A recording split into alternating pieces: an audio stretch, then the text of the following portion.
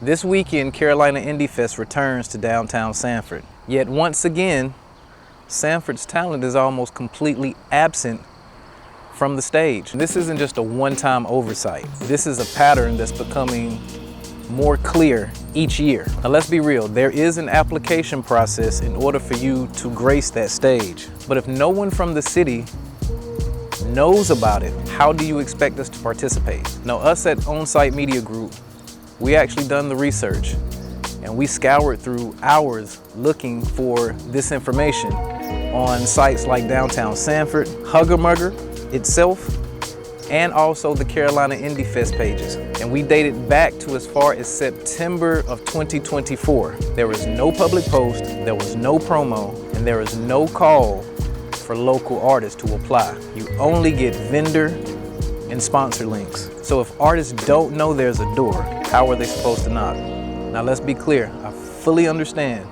that Hugger Mugger is a private-owned business, and as a private-owned business, they reserve the right to create the atmosphere and the vibe that they want. I agree with that.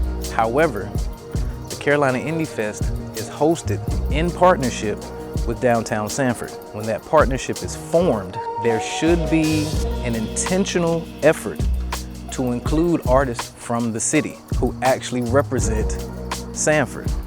Now this year's lineup includes artists from New York, Georgia, DC, Illinois. The closest representation we get from here is probably Durham.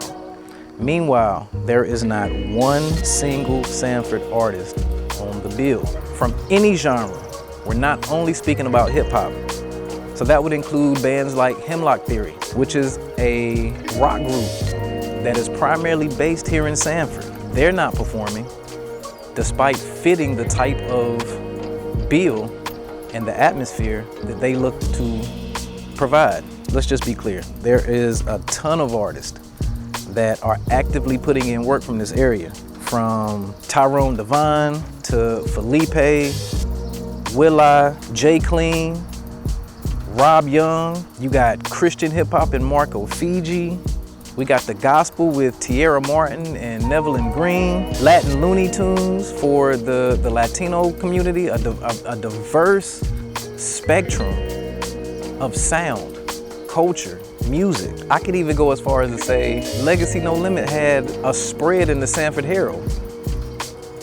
Where are all these artists? These artists just don't exist in this area, but they're actually thriving. Many are licensing music, winning awards, collaborating, and giving back to the city in meaningful ways. And if they're being overlooked, it's not due to a lack of talent, it's due to a lack of access. When something is branded as the Carolina Indie Fest and held in our city, where the community shows up, supports, and generates a crowd, our city's voices should be on the stage. So Sanford, listen, if you're going to partner with outside groups and help host festivals under Sanford's name, be sure to include Sanford in the process. That means artists from our area. It means real outreach, and it means valuing more than just one scene and one sound. We're not looking for favors, we're looking for a seat at the table.